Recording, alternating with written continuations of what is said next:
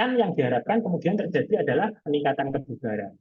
Nah, apakah ketika kita melakukan aktivitas fisik dengan intensitas yang mungkin bisa dikatakan sama di tempat kerja itu juga akan kita juga bisa bugar. Nah, itu akan menjadi pertanyaan juga.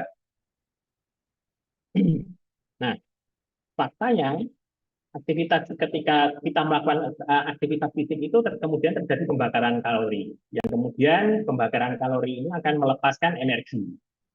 Nah, teorinya memang logikanya apabila kita melakukan aktivitas fisik, kemudian terjadi pembakaran kalori, itu kebugarannya akan meningkat. Namun tidak selalu demikian. Nah, ini kita kadang-kadang sering kali rancu dengan apa yang disebut dengan olahraga dengan atau aktivitas fisik.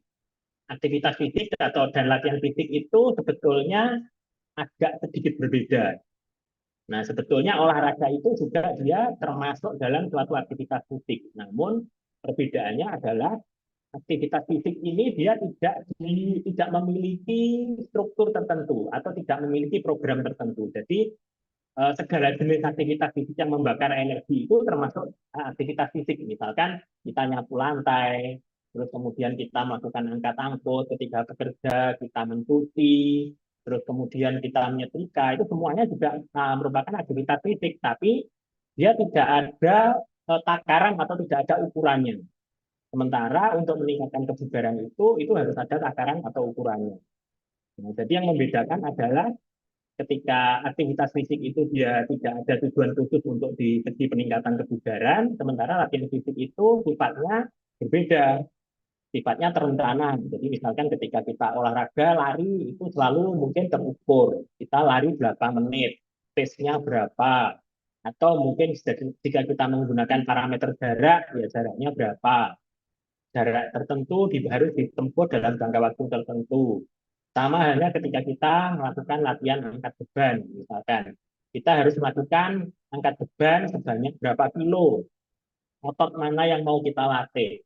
Terus kemudian repetisinya berapa kali. Nah, itu kan merupakan suatu hal yang berbeda.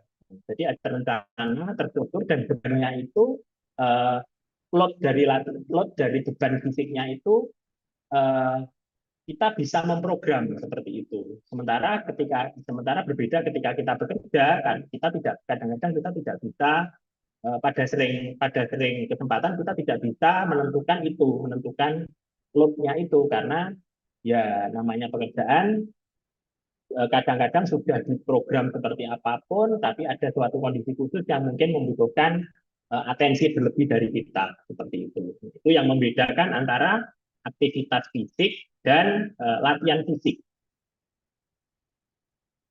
Nah, kenapa aktivitas fisik yang kita lakukan di tempat kerja itu kadang-kadang tidak bisa meningkatkan kebugaran kita? Nah, kebanyakan karena terjadinya seperti yang sudah dijelaskan tadi, di era digitalisasi seperti sekarang ini banyak sekali pekerjaan yang sudah digantikan oleh mesin misalkan.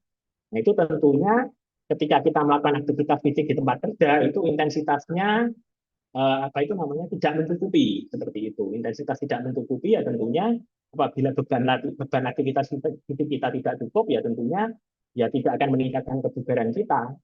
Sementara itu sebaliknya yang terjadi pada pekerja yang sifatnya mungkin membutuhkan fisik ya, pada blue collar worker, nah itu mereka tidak bisa mengontrol intensitasnya. Seringkali juga pekerja yang bekerja di kondisi seperti itu juga mereka harus bekerja di posisi-posisi tubuh yang tidak ergonomis, sehingga postur dan juga durasi dari apa itu namanya aktivitas fisiknya itu seringkali tidak bisa dikontrol. Jadi misalkan pekerjaan dia bekerja sebagai orang yang merakit komponen elektronik misalkan, yang mana dia harus duduk dalam jangka waktu yang lama, terus kemudian tangannya dia harus dalam posisi tertentu, fleksi, ada gerakan-gerakan yang sifatnya repetitif, yang harus terus apa itu namanya, diulangi dalam jangka waktu tertentu, terus atau kemudian mungkin dia harus menjalankan posisi yang mungkin kurang ergonomis di dalam durasi waktu yang lama misalkan. Itu tentunya dia challenge-nya fisiknya besar. Aktivitas fisik yang dia lakukan mungkin intensitasnya tinggi, tapi dia tidak akan meningkatkan kebugaran karena apa itu namanya, justru akan terjadi strain atau kelelahan pada bagian sistem otot otot rangka pada pekerja ini. Ini jika tidak diantisipasi itu ya mungkin akan terjadi, bisa terjadi penyakit-penyakit otot rangka, misalkan low back pain atau nyeri punggung bawah, atau mungkin carpal tunnel syndrome mungkin yang Bapak Ibu sudah sering dengar seperti itu. Nah itu untuk supaya tidak terjadi hal-hal tersebut itu harus diantisipasi. Nah, salah satu cara untuk mengantisipasinya adalah dengan melakukan aktivitas fisik untuk mengkompensasi hal tersebut. Sehingga dengan kita melakukan aktivitas fisik itu diharapkan kebugaran tubuh kita meningkat, sehingga ketika kita mendapatkan challenge, tubuh kita mendapatkan challenge untuk bekerja dengan intensitas tertentu, tubuh kita siap seperti itu.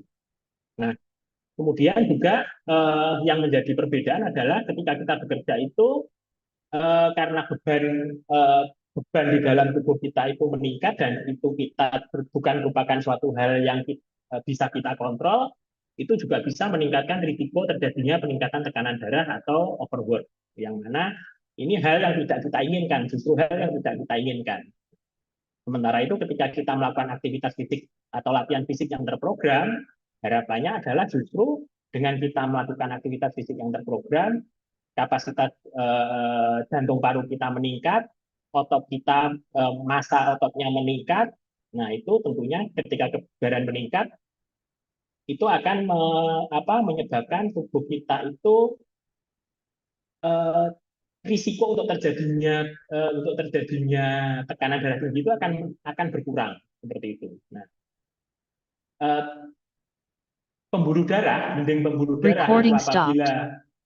apabila kita tidak rutin melakukan latihan fisik, itu cenderung untuk terjadi pengapuran atau kaku, sehingga apabila hal tersebut berlanjut, pembuluh darah menjadi tidak elastis. Nah, ini yang Recording in menjadi progress. salah satu patofisiologi dari bagaimana terjadinya penyakit tekanan darah tinggi. Nah, sementara jika kita rutin untuk apa itu namanya, untuk melakukan latihan fisik, kondisi pembuluh darah kita ini akan terjaga, kelenturannya akan terjaga, sehingga ketika kita mendapatkan beban workload yang cukup tinggi pun kita bisa mengkompensasinya dan menyesuaikan seperti itu. Nah, kemudian apa nih yang harus kita lakukan?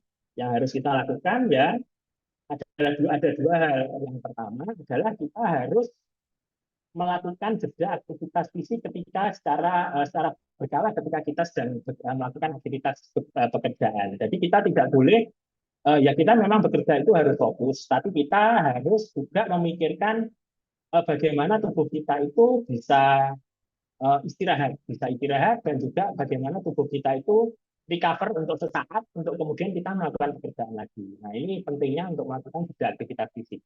Nah, jeda aktivitas fisik ini tentunya tujuannya adalah untuk meminimalisasi risiko overwork atau kelelahan dalam pekerjaan. Kemudian menjaga fokus, tentunya kalau menjaga fokus kita bagus ya tentunya produktivitas kita diharapkan tetap terjaga dan juga recovery sistem otot rangka sehingga tidak terjadi penyakit gangguan otot rangka yang sering terjadi baik pada pekerja yang bekerja sebagai office worker ataupun blue collar worker seperti itu.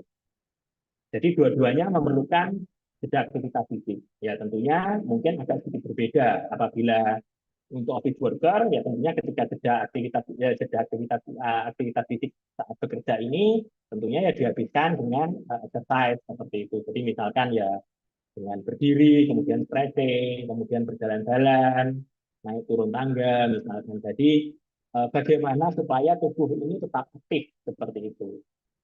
Nanti akan juga dijelaskan manfaatnya apa melakukan jeda aktivitas fisik ini dan kenapa itu menjadi hal yang esensial untuk dilakukan. Jadi kita memang ketika bekerja itu ya harus ada waktu interval istirahat tertentu seperti itu. Baliknya ketika untuk blue collar worker yang melakukan pekerjaan dengan intensitas fisik yang berat, ya tentunya juga diperlukan supaya otot-otot bisa beristirahat. Nah, kemudian kita ketika sudah capek melakukan peregangan sehingga otot-otot bisa rileks kembali untuk kemudian terjadi recovery sehingga tumpukan asam laktat yang terjadi akibat kontraksi otot yang dilakukan itu bisa terurai seperti itu. Nah, kemudian tentunya jika sudah terurai ya diharapkan gejala kelelahan otot ini bisa sedikit diminimalisasi seperti itu. Nah, kemudian latihan fisik ini juga berguna untuk meningkatkan kebugaran. Jadi, apabila kebugaran kita meningkat, tentunya tubuh kita juga akan lebih tahan ketika harus menghadapi pekerjaan yang tuntutan fisiknya itu lebih berat seperti itu. Juga latihan fisik ini selain juga meningkatkan kebugaran, juga berfungsi untuk memperbaiki biomekanika kita. Nah, ketika kita maksudnya bagaimana biomekanika ini? Biomekanika ini adalah kondisi tubuh kita ketika bergerak dan juga ketika tubuh kita itu berada dalam posisi anatomis tertentu. Nah, apabila kita melakukan latihan fisik, diharapkan otot-otot kita itu menjadi lebih kuat. Otot-otot yang kuat ini penting sekali untuk menyangga beban tubuh kita. Nah, ketika otot-otot kita ini kuat, beban-beban tubuh kita yang terjadi pada yang dialami atau menjadi beban dari sendi kita itu akan bisa dibantu kerjanya oleh otot-otot kita. Itu makanya kalau misalkan di orang tua mungkin kita sering kali ada pada orang yang overweight atau obesitas, mungkin kita sering kali menemui uh, lututnya bermasalah seperti itu. Nah, itu bisa diminimalisasi apabila otot-otot tubuh kita itu kita perkuat seperti itu. Nah, jadi dengan kita otot-otot itu kita perkuat, kinerja sendi-sendi kita itu menjadi lebih tidak berat karena juga dibantu kerjanya oleh otot-otot kita. Itu tentunya apabila otot-otot kita itu kuat, itu akan juga meminimalisasi risiko cedera juga. Nah, apabila kita melakukan hal ini, dua hal ini dengan baik, ya tentunya diharapkan kebugaran kita meningkat. Nah, ketika jeda aktivitas fisik, apa saja yang bisa kita lakukan? Yang pertama, ya kita melakukan peregangan. Tujuan dari peregangan ini adalah melakukan relaksasi dan juga recovery dari sistem otot rangka. Kemudian kita juga bisa berjalan-jalan seperti itu. Jadi kita tidak hanya berada pada posisi yang statis, posisi yang diam saja pada posisi tertentu.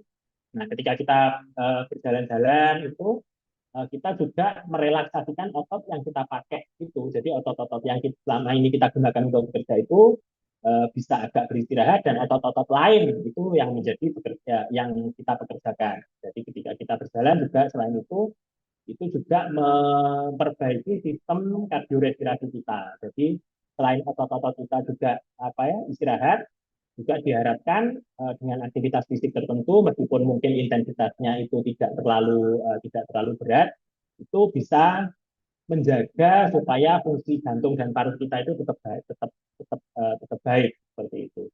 Nah, apabila memungkinkan dapat juga dilakukan interval training. Interval training untuk meningkatkan kekuatan otot. Interval training itu maksudnya seperti apa? Interval training itu latihan dengan durasi tertentu untuk untuk menguatkan otot. Jadi mungkin bisa dengan kita melakukan misalkan squat, kemudian push up atau sit up atau kemudian plank itu mungkin apabila di tempat kerja kita mungkin tidak selalu kita bisa melakukan seperti itu. Tapi apabila di tempat kerja tersedia fasilitas atau mungkin tempatnya mungkin memadai untuk melakukan aktivitas tersebut, kita ketika kita jeda aktivitas fisik itu selain kita melakukan peregangan dan juga melakukan aktivitas fisik ringan, kita mungkin bisa menambahkan dengan interval training.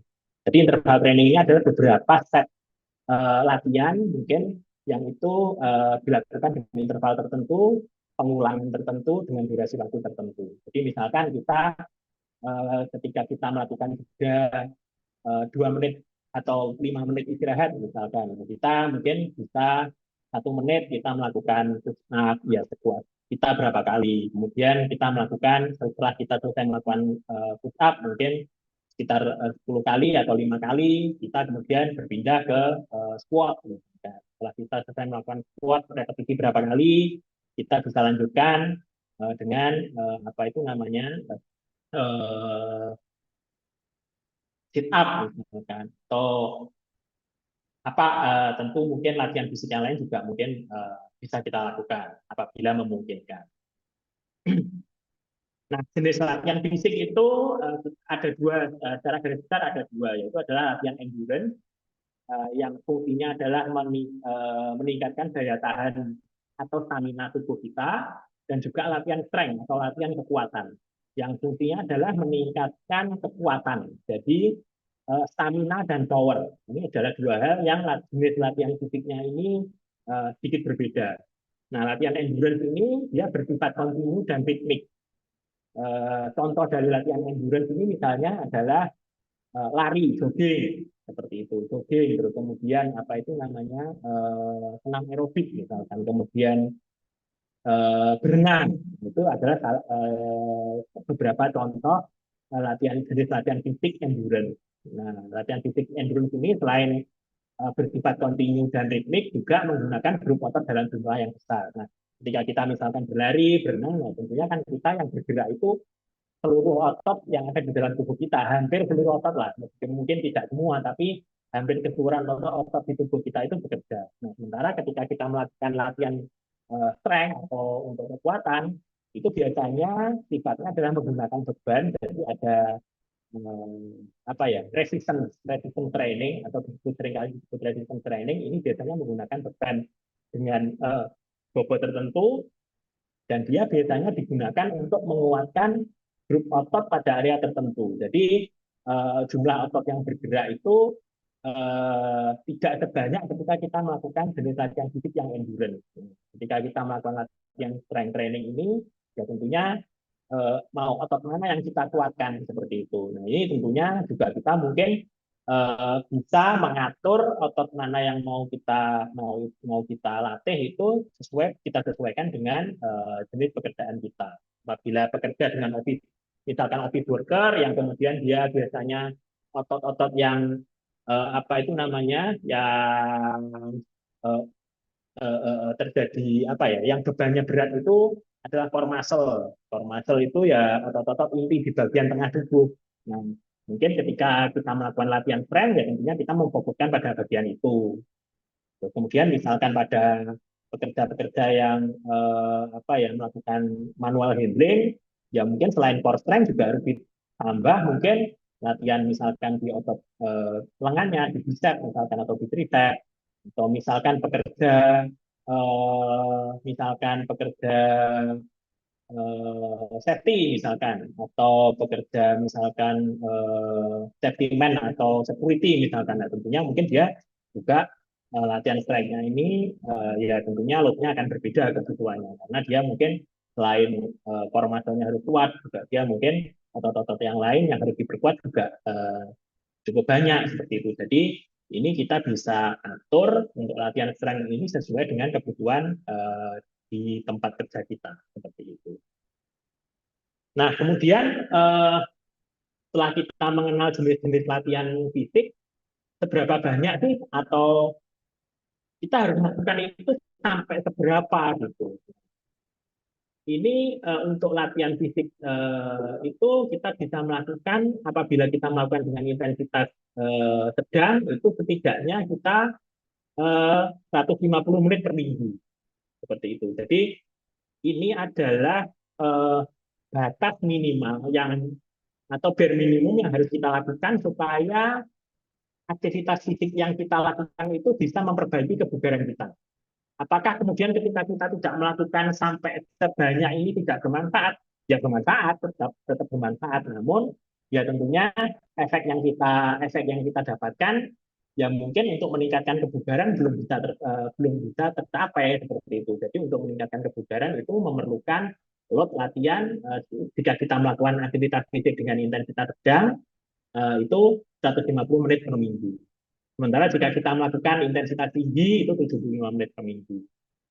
Nah, atau apabila kita melakukan dua jenis latihan itu bisa kombinasi yang ekivalen antara latihan fisik dengan intensitas sedang dan tinggi. Jadi latihan fisik dengan intensitas sedangnya berapa menit, yang tinggi berapa menit. Nah, itu nanti bisa dikombinasikan. Kemudian juga selain melakukan aktivitas fisik yang bersifatnya latihan endurance, itu kita juga harus disarankan, bukan harus ya, disarankan untuk melakukan latihan penguatan otot itu setidaknya 2 kali per minggu. Kemudian yang tidak boleh kita lakukan adalah tadi challenge dari dunia kerja di era seperti sekarang ini adalah sedentary behavior atau kebiasaan sedentary. Nah itu kita harus mengurangi sedentary time ini dengan memperbanyak gerak dan mengurangi waktu duduk kita. Nah, kemudian seperti yang sudah saya sebutkan tadi, some is better than none. Artinya adalah, wah saya tidak sempat nih kalau harus 150 menit per minggu, kemudian ya sudah, karena kalau saya nggak latihan fisik, kalau nggak 150 menit, nggak bugar. Ya sudah, saya nggak melakukan sekalian, ya tidak bisa seperti itu, karena eh, aktivitas fisik yang meskipun kurang dari 150 menit per minggu itu tetap bermanfaat untuk menurunkan risiko terjadinya penyakit-penyakit katastrofik yang sudah saya sebutkan di awal tadi. Jadi meskipun mungkin kita belum bisa menyempatkan 150 menit per minggu, tapi tetap ya harus kita sempat-sempatkan lah seperti itu, karena ya tetap aja daripada tidak sama sekali, ya tetap aja lebih bagus kalau kita melakukan latihan fisik seperti itu.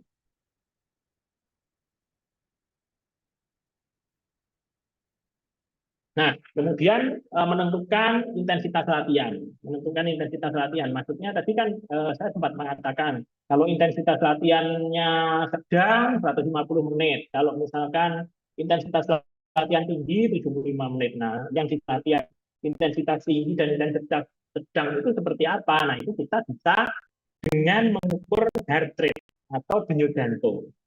Jadi kita ketika latihan itu ada target dari heart rate atau target denyut nadi. Nah, bagaimana cara mengukurnya? Mengukurnya adalah dengan rumus 208 dikurangi 0,7 dari usia. Jadi misalkan apabila usianya misalkan 50 tahun, ya tentunya nanti caranya menghitung ya 208 dikurangi 0,7 dikali 50. Nah, 0,7 kali 50-nya dihitung dulu, baru nanti hasilnya itu untuk mengurangi 208. Jadi nanti hasilnya itu menjadi target heart rate kita. Nah, target heart rate itu target heart rate maksimum seperti itu. Kemudian ketika kita melakukan aktivitas yang intensitasnya moderate, itu berarti ketika kita melakukan aktivitas fisik antara 5, kemudian kita heart rate atau denyut jantung kita itu ketika kita hitung itu mencapai 50-70% dari maksimum heart rate, itu berarti kita melakukan aktivitas fisik yang intensitasnya moderate atau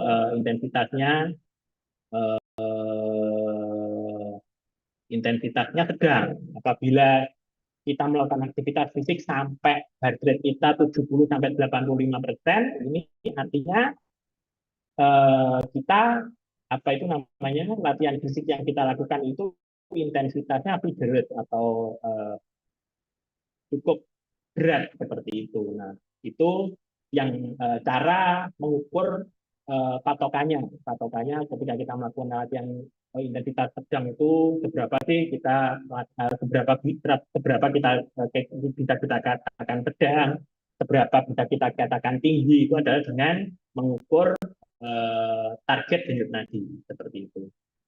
Nah, kemudian tentunya mungkin banyak yang bertanya-tanya nih, ketika kita apa itu namanya latihan fisik itu, misalkan kita sudah lama tidak melakukan latihan fisik, terus kemudian kita melakukan latihan untuk yang tujuannya mungkin sekarang menurunkan berat badan seperti itu. Nah, Untuk menurunkan berat badan itu memang apabila kita melakukan latihan itu kenapa sih kadang-kadang kita bertanya-tanya ketika kita latihan aerobik itu berat badan kita awalnya bisa turun apa itu namanya bisa turun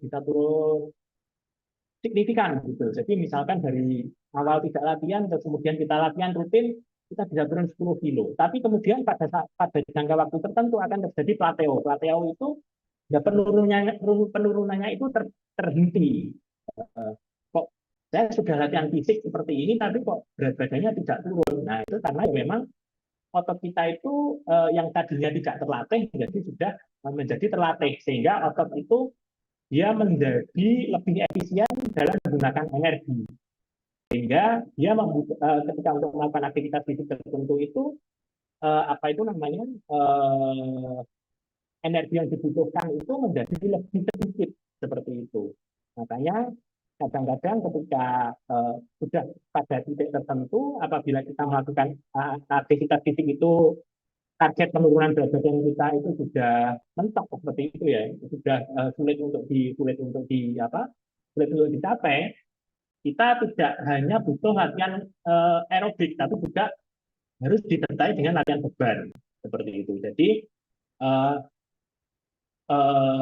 apa ya, pengurangan berat badan itu hanya bisa dicapai apabila kita melakukan latihan yang latihan latihan strength tadi. Jadi tidak hanya dengan latihan aerobik saja. Itu yang mungkin menjadi pertanyaan dari bagian kita. Kenapa kok ketika kita tidak pernah latihan fisik, terus kemudian kita latihan fisik, berat badannya senang kita, berat badannya bisa turun banyak nih. Tapi kemudian kok kita latihan, sudah kita tingkatkan intensitasnya juga, kok tetap aja berat badannya itu tidak turun lagi karena ya mungkin kita harus memodifikasi regimen latihan kita gitu. Jadi tidak cukup hanya dengan latihan aerobik saja karena apa otot tubuh kita itu sudah lebih efisien jadi untuk melakukan aktivitas fisik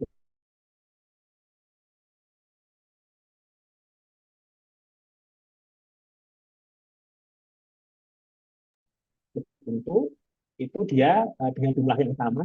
Nah kemudian ketika kita melakukan aktivitas fisik tentunya ya kita tidak boleh apa ya kalau bahasa Jawanya itu mungkin kemarut gitu ya. Kita ketika wah saya mau sehat nih, kemudian kita jadi apa itu namanya karena saking semangatnya, wah langsung kok saya lihat teman saya sudah ikut maraton misalkan, kemudian kita nggak kenal latihan terus kita langsung ikut, wah saya mau ikut seperti teman saya lah ya, tidak seperti itu karena kita harus prepping tubuh kita. Kalau kita harus apa itu melakukan yang namanya periodisasi. Periodisasi itu menata regimen latihan sesuai dengan kapasitas fisik kita.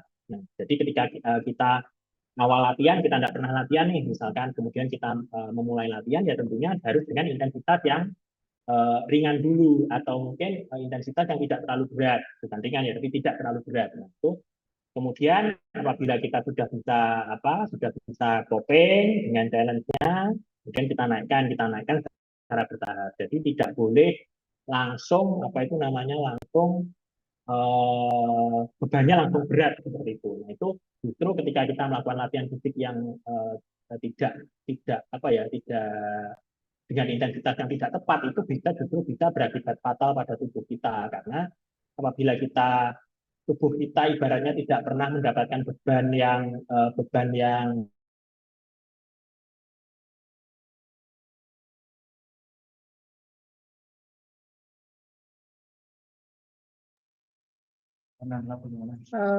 Dokter Handri, sebentar freeze ya sepertinya ya.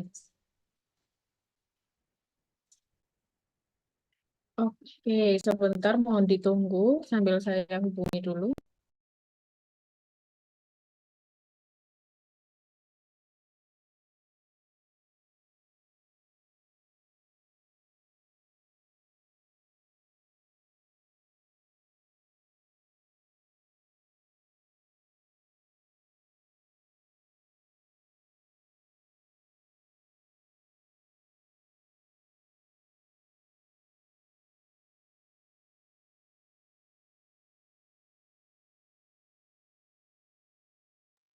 Oke, baik. Kita sambil menunggu Dokter Handri dulu ya. Bapak Ibu, kebetulan Ya, mungkin lagi ada kendala jaring. Oke, Dokter mohon maaf. Handi. Oh iya, Ya, terputus siap. ya tadi. Ya, Iya.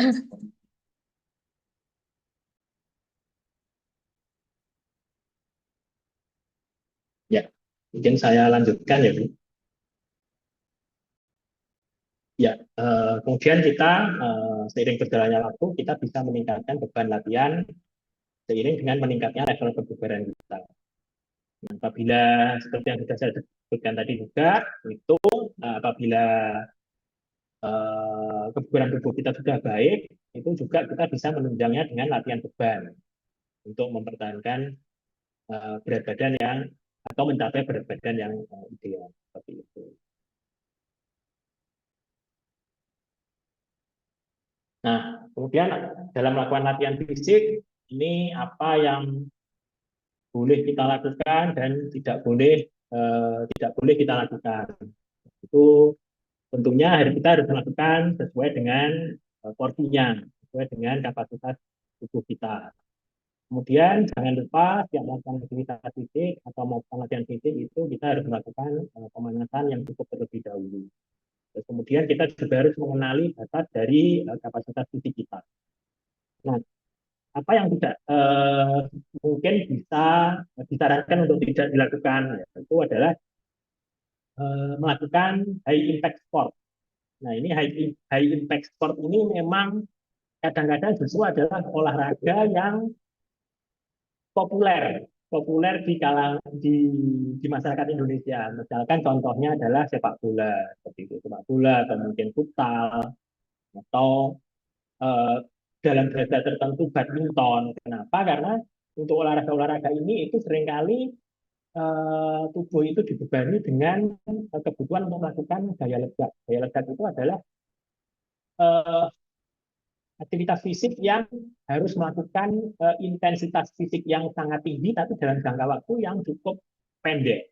Nah, ini tidak menjadi problem apabila tubuh kita itu memang bugar. Tapi yang menjadi masalah adalah kita sering menganggap aktivitas fisik, ya kita cari keringat lah. Kita kan main bola, badminton, bulu tangkis itu untuk cari keringat. Kadang-kadang seperti itu. Nah, tapi justru sebetulnya untuk olahraga-olahraga seperti ini, kita harus melakukan latihan fisik terlebih dahulu supaya tubuh kita siap untuk melakukan olahraga dengan beban yang berat seperti itu. Seperti itu. Jadi paradigmanya adalah harus kita balik. Jadi apabila kita ingin melakukan olahraga yang dengan olahraga seperti itu yang sifatnya mungkin high impact, itu kita harus menyiapkan tubuh kita dulu. Jadi kita harus melakukan latihan fisik yang baik dulu, kita siapkan tubuh kita, baru kita melakukan olahraga yang seperti itu. Meskipun mungkin sebetulnya ya tidak disarankan karena ya kalau sifatnya rekreasional, oke lah. Tapi kan kita kadang-kadang seringkali itu karena apa ya? Karena adrenalin rush misalkan kita di lapangan kan, jadi semangat gitu lah. Kita secara tidak sadar kemudian ya jadi melakukan aktivitas yang intensitasnya seperti itu tadi, daya ledaknya cukup tinggi. Nah, apabila itu sistem otot rangka kita tidak siap, justru akan bisa meningkatkan risiko untuk terjadinya cedera. Nah, itu kan hal yang kita tidak inginkan. Jadi kita, saya sarankan sebaiknya sih apabila kita memiliki hobi untuk melakukan olahraga-olahraga high impact itu kita harus sebelum kita melakukan olahraga itu ya kita siapkan tubuh kita dan kita juga harus perhatikan workload yang kita jalani di dunia kerja kita. Bagaimanapun pekerjaan itu kan istilahnya ya aktivitas yang lebih utama gitu ya karena kita mendapatkan penghidupan itu dari situ. Tentunya ya kita harus merawat tubuh kita supaya kita bisa tetap kerja dengan produktif. Jadi kita tetap bagaimanapun harus mengutamakan hal tersebut seperti itu. Jadi apabila kita memiliki hobi yang olahraga yang sifatnya high impact, ya mungkin dipikir-pikir lagi dan juga mungkin memang perlu latihan fisik yang lebih berat supaya tubuh kita itu bisa coping atau bisa siap untuk melakukan olahraga itu. Nah, kemudian yang harus tidak boleh dilakukan lagi adalah tidak melakukan periodisasi. Tidak melakukan periodisasi itu ya tadi olahraga karena semangat langsung kita benchmarknya mungkin teman kita yang sudah kebugarannya bagus, kita langsung ikut beban latihan mereka seperti itu. Atau mungkin kita takut dikatai, wah cukup kamu cuma bisa angkat beban segini misalkan, ya kita tidak perlu kita tanggapi seperti itu. Tentunya kalau memang kita belum pernah melakukan latihan fisik, kita baru mulai, ya tidak ada salahnya memang ya kita harus memulai dari beban yang ringan seperti itu. Jadi kita tidak boleh terprovokasi gitu. Jadi kita harus paham kapasitas fisik kita, kenali batas kita, terus kemudian ya itu tadi kita harus melakukannya secara bertahap.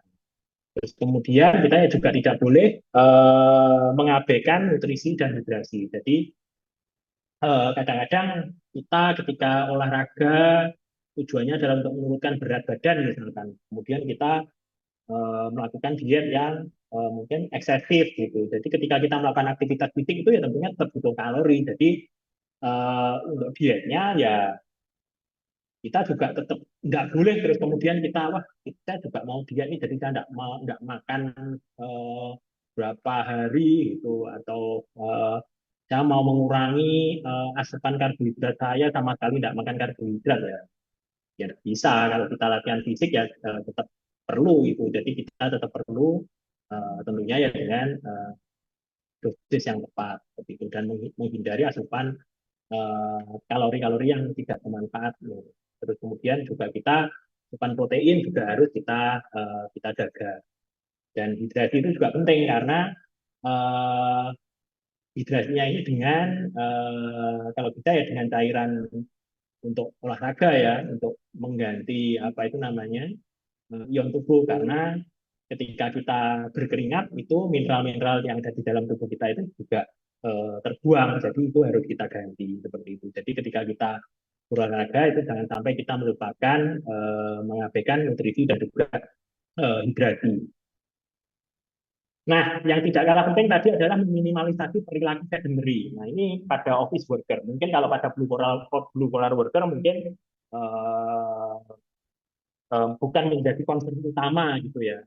Meskipun ya tetap ada, tapi mungkin tidak menjadi concern utama jika dibandingkan dengan pekerja kantor.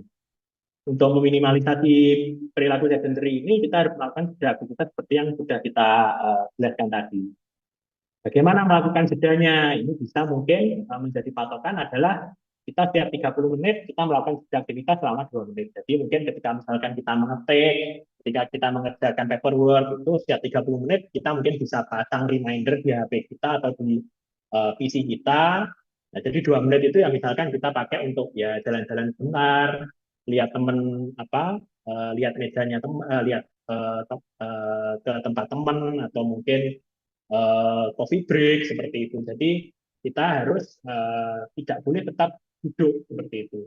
Atau kalau misalkan mungkin jeda 30 menit itu kita rasakan terlalu singkat gitu ya, mungkin kita bisa tiap jam, tapi durasi istirahatnya kita tingkatkan dari 2 menit, mungkin ya bisa lebih dari 2 menit, mungkin 3 menit atau 4 menit.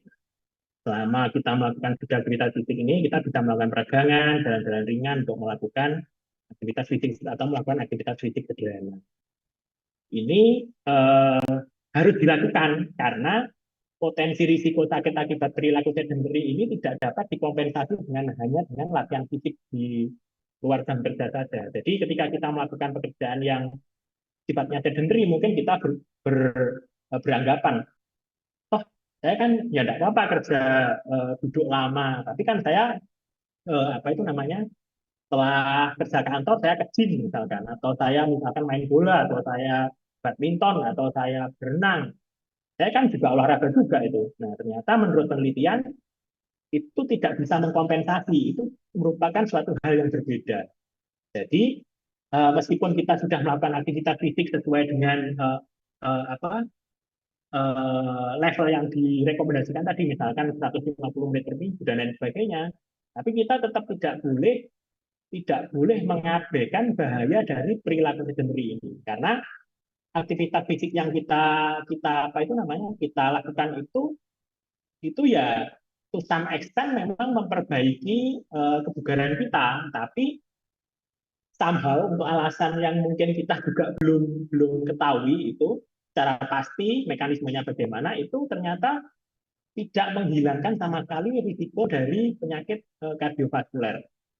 Nah, penyakit kardiovaskular ini ternyata bisa di apa, risikonya bisa diturunkan apabila perilaku sedentary ini selain dengan aktivitas fisik di luar jam kerja tadi, itu juga ditunjang dengan meminimalisasi perilaku sedentary ini. Jadi kita tidak boleh mengabaikan ini. Jadi meskipun kita sudah melakukan aktivitas fisik, kita tetap harus melakukan jeda aktivitas ini, melakukan mini break dalam kerja kita. Tujuannya adalah itu, untuk meminimalisasi terjadinya potensi risiko sakit akibat perilaku sedentary ini. Ini merupakan potensi bahaya dari sumber yang berbeda seperti itu. Jadi ini menjadi hal yang tidak boleh luput dari perhatian kita dan juga tidak kalah penting. Nah ini untuk take home message-nya untuk physical inactivity itu apabila tidak dikendalikan itu dapat meningkatkan risiko terjadinya presenteeism atau absenteeism. Ini apabila dibiarkan ini akan menurunkan produktivitas kerja kita. Sementara kemudian aktivitas di tempat kerja itu seperti yang sudah dijelaskan tidak selalu mencukupi untuk menjaga dan meningkatkan tingkat kebugaran tubuh kita. Jadi di luar aktivitas di tempat kerja kita juga harus melakukan latihan fisik yang terukur untuk meningkatkan kebugaran yang kemudian apabila tubuh kita kebugarannya meningkat diharapkan produktivitas kerja kita bisa terjaga bahkan mungkin juga meningkat. Kemudian lakukan aktivitas fisik secara terukur dan bertanggung jawab. Kemudian meminimalisasi risiko sedentary dengan melakukan jeda aktivitas fisik secara berkala. Nah, ini mungkin gambar atau poster yang mungkin bisa dipasang atau mungkin di apa ya ditempatkan di tempat kerja kita untuk sebagai reminder bahwa uh, orang dewasa atau pekerja itu memerlukan tetap sehat. Nah, untuk mencapainya bagaimana? Yaitu adalah dengan melakukan aktivitas fisik atau latihan aerobik dengan intensitas moderate setidaknya 150 menit per minggu dan juga mungkin ditambah muscle strengthening atau latihan beban itu setidaknya 2 hari dalam seminggu. Ya, mungkin yang dari saya. Mohon maaf apabila ada kurang lebihnya, saya kembalikan kepada moderator. Oke, terima kasih dokter. Ini banyak insight baru. Saya sebagai office worker ya, jadi kalau dari tadi terlihat di layar mulut saya komat kami itu tuh karena saya lagi ngobrol dengan teman kanan kiri saya gitu ya, bahwa ternyata kita juga banyak mengabaikan tentang aktivitas fisik, latihan fisik gitu ya. Dan banyak hal-hal yang baru kita tahu seperti tadi ya sedentary dan yang lainnya. Oke, kita sekarang masuk ke sesi tanya jawab Bapak Ibu. Silakan barangkali ada yang mau diskusi langsung, bisa raise hand terlebih dahulu. Nanti kita akan bukakan aksesnya. Atau mungkin ada yang mau bertanya lewat kolom chat juga boleh. Silakan. Oke, ada dari Kak Septina. Bisa on cam mungkin Kak Septina atau tidak memungkinkan?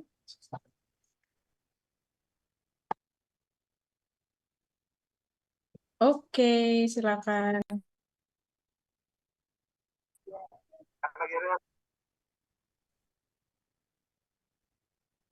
Iya, Sore dok, saya dari Septina dari Rumah Sakit Purworejo ingin menanyakan bahwa tadi disampaikan bahwa untuk kegiatan sedang, aktivitas sedang untuk kegiatan kita sehari-hari itu rata-rata 150 menit per minggu ya dokter ya. Nah itu ditambah dengan kegiatan yang mungkin dengan intensitas yang agak tinggi 2 kali dalam 1 minggu.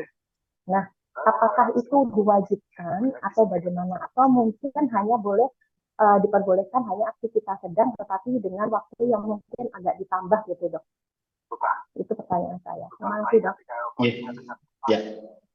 Ya, jadi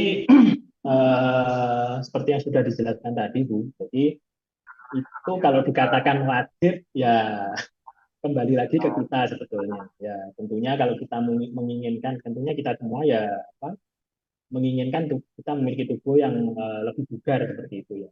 Jadi 150 menit per minggu itu adalah rekomendasi untuk batas minimum aktivitas fisik dengan intensitas moderate yang bisa kita lakukan apabila kita ingin meningkatkan kebugaran kita. Jadi itu adalah batas minimum supaya kebugaran kita meningkat. Apabila kita melakukan latihan fisik kurang dari itu, ya apakah bermanfaat atau enggak, ya tetap bermanfaat, sebetulnya tetap bermanfaat, tapi kebugaran tubuh kita itu ya tentunya trennya itu tidak bisa kita tingkatkan seperti itu. Jadi untuk bisa mencapai efek yang kita inginkan untuk meningkatkan kebugaran itu ya at least 150 menit per minggu tadi. 150 menit per minggu itu bisa kita bagi kok Bu. Jadi misalkan kita ya dalam 3 hari kerja kita melakukan latihan 50 menit seperti itu. Atau misalkan 5 hari kerja kita melakukan aktivitas 30 menit. Jadi tidak harus 150 menit itu terakumulasi dalam 1 hari, tapi bisa kita bagi-bagi. Atau mungkin dibagi 7 juga bisa, terserah. Jadi itu apa namanya, bisa kita lakukan secara fleksibel. Nah, yang penting apabila kita menginginkan untuk bisa meningkatkan atau menjaga kebugaran tubuh kita itu ya tentunya diharapkan untuk melakukan aktivitas fisik dengan intensitas seperti tadi. Nah, kemudian apakah boleh kita campur dengan aktivitas fisik berat? Ya boleh. Kalau misalkan aktivitas kita campur dengan aktivitas fisik berat, ya tentunya tidak menjadi 150 menit per minggu, batas minimumnya, tapi menjadi berkurang. Tergantung aktivitas fisik berat itu kita lakukan berapa menit. Nah, itu nanti kita bisa hitung secara akumulatif, seperti itu. Nah, kemudian tadi juga selain latihan fisik ringan atau berat ini kan dalam konteks latihan aerobik atau latihan endurance. Nah, kemudian kita selain melakukan latihan endurance juga bisa kita tunjang dengan latihan latihan beban, latihan untuk menguatkan power.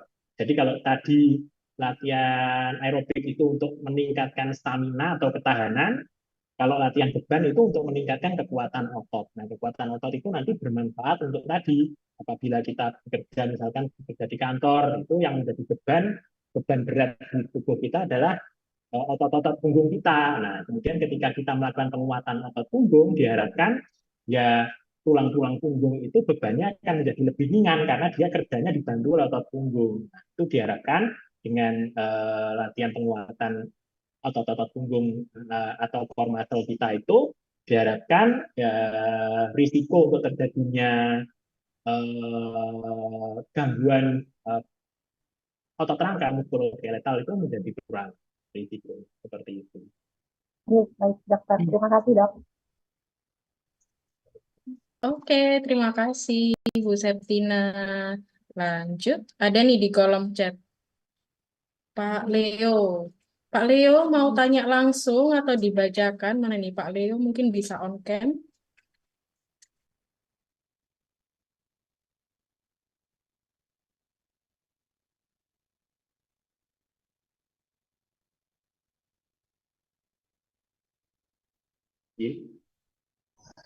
Dibacakan aja.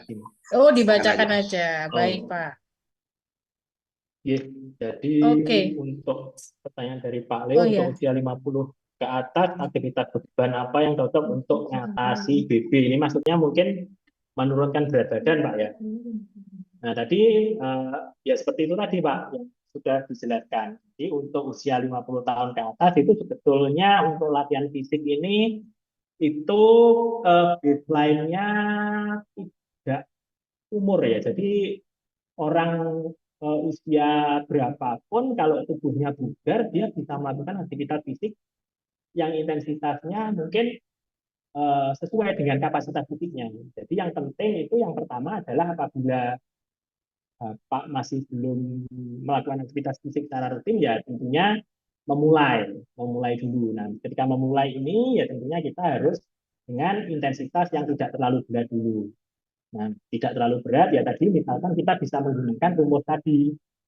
Rumusnya targetnya adalah apabila kita melakukan latihan fisik dengan intensitas sedang itu adalah rumusnya adalah 50 sampai 70% dari target maksimum heart rate atau target maksimum denyut nadi. Target maksimum denyut nadi menghitungnya adalah dengan 207 dikurangi 0,7 dikalikan usia ya 50, apa itu namanya, berarti ya 207 dikurangi 0,7 kali 50. Itu berapa ya? Bentar. Di kalkulator dulu.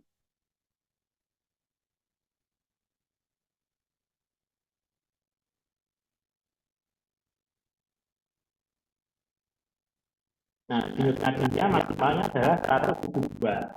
172. Nah, Bapak kalau misalkan berolahraganya itu dimulai dengan intensitas yang sedang, ya tentunya setengah dari 172 sampai 70%, atau 0,7 dikalikan 172, yaitu antara mungkin sekitar 80 sampai 130 lah, 130 kali menit. Nah, itu mungkin Bapak bisa ngukur kalau sekarang ada smartwatch itu, smartwatch yang nggak usah yang mahal, mungkin harga 100 ribuan itu